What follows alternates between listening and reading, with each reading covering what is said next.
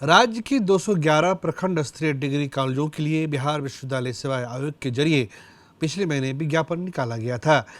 Assistant professor के लिए विज्ञापन ये संविदा के पद आधार पर निकाले गए थे, जिनके लिए नियुक्ति की प्रक्रिया संपन्न हो गई। तकरीबन 2500 पदों पर बहाली पूरी हुई और ये सभी बहाली संविदा के आधार पर थी। अब सवाल ये उठता है कि जो बिहार के जो सरकारी विश्वविद्यालय हैं, जहाँ पे रेगुलर बहाली होनी है, उसके लिए बिहार विश्वविद्यालय सेवा आयोग की तरफ से क्या हो रहा है। इस वक्त हमारे साथ बिहार विश्वविद्यालय सेवा आयोग के chairman professor doctor Girish Kumar Chaudhary हैं। सर, सबसे पहले एक रिकॉर्ड समय में बहाली संपन्न कराने के लिए आपका बहुत बहुत ये बधाई, शुभकामनाएं आपको। Thank you. सर, ये तो 211 प्रखंड स्तरीय डिग्री कॉलेजों में जो आपने संविदा के आधार पर बहाली की है।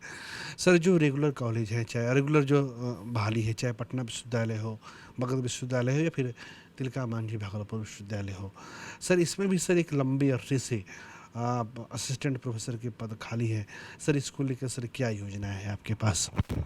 देखिए, जितने भी रेगुलर सीट्स हैं असिस्टेंट प्रोफेसर के, उसमें रेगुलर टीचर काम भी कर रहे हैं। जितनी वैकेंसी थी, वैकेंसी के अगेंस्ट में सारे वाइस चांसलर को ये पावर दी गई थी कि आप उसको गेस्ट फैकल्टी के रूप में, जो यूजीसी का में प्रावधान है, बिहार सरकार का संकल्प भी है, उसके तहत गेस्ट फैकल्टी का अपॉइंटमेंट किया गया था, जिसके चलते रेगुलर और गेस्ट फैकल्टी मिला के हम कहें तो शिक्षकों की संख्या प्रचुर मात्रा में है। जहाँ तक 211 डिग्री कॉलेज की बात है, ये बिल्कुल नए कॉलेज हैं, नया पोस्ट जनरेट किया गया था। वहाँ पर कोई टीचर नहीं, रेगुलर भी नहीं, ऑन कॉन्ट्रैक्ट भी नहीं, गेस्ट फैकल्टी नहीं। वहाँ पर एक टीचर प्रिंसिपल के रूप में और एक एक्स्ट्रा दिया गया था जो कि बरसर के काम करेंगे। दो कन्वेंशनल यूनिवर्सिटी के कंचुएंट कॉलेज से दिया गया था, लेकिन वहाँ टीचर की ज़रूरत थी, तो उसमें सरकार का जो निर्णय हुआ कि इसके अगेंस्ट में हम लोग संविदा के आधार पर शिक्षक दें। हर सब्जेक्ट में, हर कॉलेज में कम से कम 2 शिक्षक का। इस तरह से 211 जो डिग्री कॉलेज हैं, उसमें 422 शिक्षक हर सब्जेक्ट में ऑन कॉन्ट्रैक्ट हम लोगों ने अपॉइंट करके भेजा है। इसके लिए हमने पास करीब 3800 आया था एप्लीकेशन, जिसमें हम लोगों ने 7000 को इंटरव्यू के लिए बुलाया था। 2532 वैकेंसी था, उसके अगेंस्ट में 2451 हम लोगों ने रिकमेंडेशन भेजा। और दूसरा कहना है कि आगे का क्या, रेगुलर का क्या ये है, तो रेगुलर वैकेंसी आप जानते हैं कि जो यूनिवर्सिटी है, यूनिवर्सिटी सारे वैकेंसी को कलेक्ट करके उसका रोस्टर क्लियरेंस कमिश्नर से कराती है। रोस्टर क्लियर करने के बाद वो जाता है शिक्षा विभाग में। शिक्षा विभाग को हम लोगों को वैकेंसी भेजता है, इसके बाद हम लोग निकाल के प्रोसेस करते हैं। तो अभी मेरे ख्याल से करीब वैकेंसी शिक्षा विभाग में शायद आ गया है, कुछ का बाकी होगा। जैसे ही आएगा तो हम उम्मीद करते हैं कि शिक्षा विभाग भेजेगा, और शिक्षा विभाग भेजेगा तो हम लोग नियम के तहत जो भी होगा कोशिश करेंगे कि जितना जल्दी से जल्दी हो वैकेंसी निकल जाए। सर, मई जून में पटना यूनिवर्सिटी की सीनेट की बैठक हुई थी, तो वहाँ पे कुछ बुकलेट जारी किया गया था और तब जो तत्कालीन जो कुलपति हैं प्रोफेसर अजय कुमार सिंह, उन्होंने खुद अपने भाषण में ये स्वीकार किया था कि लगभग 500 के आसपास जो है वो शिक्षक के पद केवल पटना विश्वविद्यालय में खाली है। ये तो पटना विश्वविद्यालय की स्थिति है सर, जो प्राइम इंस्टीट्यूशन है हमारा। तो क्या सर मान के चले कि क्या जो वैकेंसी अगर आएगी तो क्या वो 7000 के आसपास होगी या 9000 के आसपास होगी? सर, बहुत बड़ा क्षेत्र है हमारा पूरे बिहार में, जो चाहे बाबा भीमराव अंबेडकर यूनिवर्सिटी हो या मगध विश्वविद्यालय हो, हम लोग सर क्या मान के चले? देखिए, जो भी विश्वविद्यालय है वो सही कैलकुलेशन कर रहे हैं। 500 है, मतलब कि उनके यहाँ 30 to 40% सीट रेगुलर से है, बाकी गेस्ट फैकल्टी काम कर रहे हैं। इसका मतलब 30-40 को माइनस कर दीजिए तो करीब 60% जो टीचर संविदा पर और या गेस्ट फैकल्टी के रूप में काम कर रहे हैं। तो जितने गेस्ट फैकल्टी के रूप में काम कर रहे हैं, प्लस 211 अभी जो कॉलेज खुले 2532, जो भी वो वैकेंसी है, प्लस 2035, दोनों जोड़ करके ही हम लोग वैकेंसी निकालेंगे रेगुलर के लिए।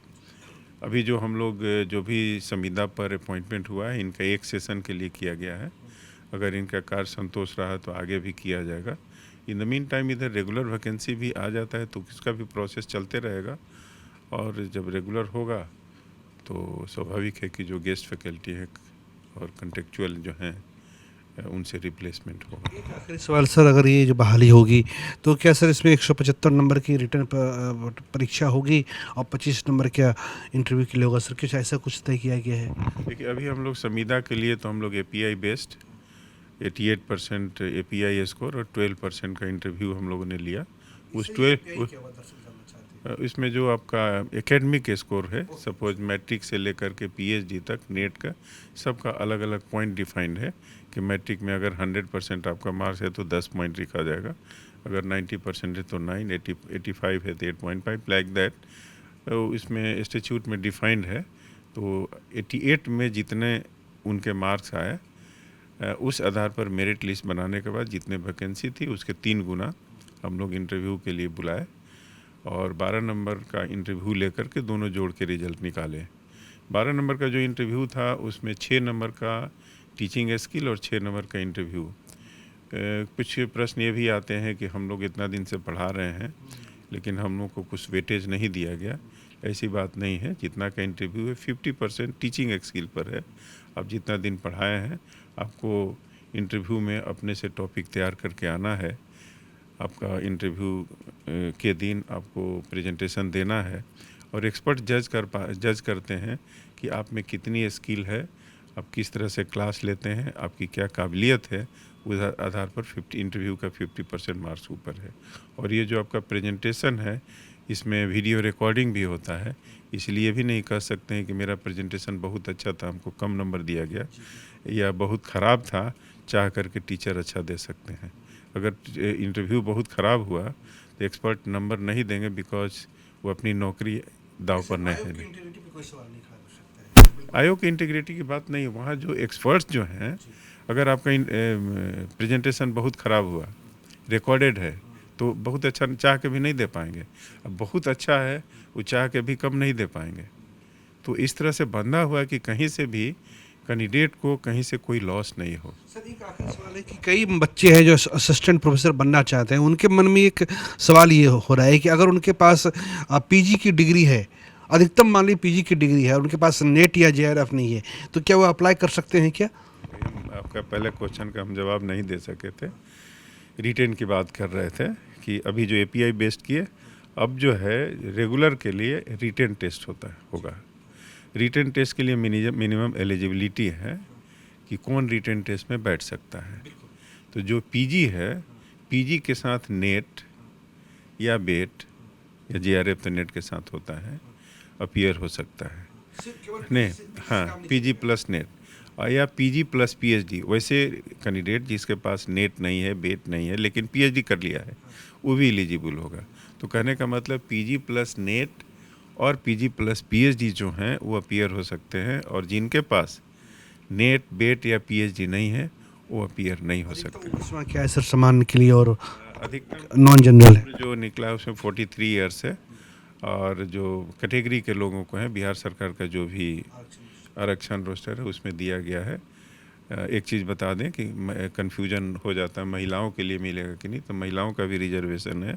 महिलाओं के लिए भी 43 + 3 46 ईयर्स है। हाँ, 46 तक दे सकती हैं। जो दिव्यांग के लोग हैं उनके लोगों को 10 साल तक का है।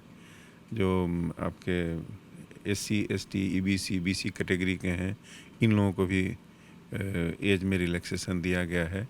साथ साथ जो कैटेगरी के लोगों को है उसमें है कि पीजी में 55% मार्क्स होना चाहिए, लेकिन कैटेगरी के लोगों को 5% का रिलैक्सेशन दिया गया है। मतलब 50% तक भी पीजी में मार्क्स है तो अप्लाई कर सकते हैं, लेकिन UR की महिला को EWS वो फैसिलिटीज़ नहीं दिया गया है। सर हमसे बात करने के लिए आपका बहुत बहुत शुक्रिया। Thank you. तो ये हमारे साथ बिहार विश्वविद्यालय सेवा आयोग के अध्यक्ष प्रोफेसर डॉक्टर गिरीश कुमार चौधरी थे।